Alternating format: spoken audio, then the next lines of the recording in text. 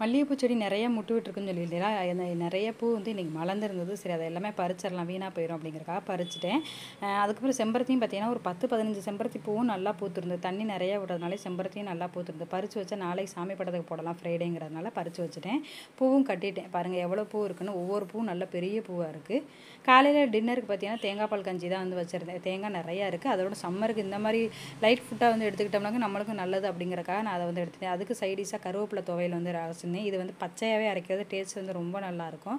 மதியம் லஞ்சுக்கு சூப்பு வச்சுட்டு, அதாவது வெஜிடபிள் சூப்பு வச்சுட்டு பீட்ரூட் வடை தான் வந்து ரெடி பண்ணேன். என் ஹஸ்பண்டுக்கு வந்து லஞ்சு கொடுத்து விடணும் இல்லையா, அதனால் அவங்களுக்கு மட்டும் ஃபஸ்ட்டு வந்து வடை போட்டுடலாம் அப்படின்ட்டு அவங்களுக்கு வடை போட்டு லஞ்ச் பேக் பண்ணி அவங்கள வந்து ஆஃபீஸ்க்கு அனுப்பியாச்சு. காயெல்லாம் கொஞ்சம் இல்லாமல் இருந்தது. அதை என் ஹஸ்பண்டை வாங்கிட்டு வர சொல்லியிருந்தேன். அதை எல்லாமே ரீஃபில் பண்ணி எடுத்து வச்சலான்னு சொல்லி அந்த பாக்ஸில் வந்து எல்லாமே எடுத்து வச்சுட்டு, தக்காளி, வெங்காயம், கருவேப்பிலை, மல்லித்தலை இது எல்லாமே எடுத்து வச்சுட்டு பாத்திரமெல்லாம் விளக்கிட்டு அப்படியே கவுண்டர் டாப்பை ஃபுல்லாக ஸ்ப்ரே பண்ணி தொடச்சி விட்டலான்னு அந்த வேலையெல்லாம் முடிச்சாச்சு.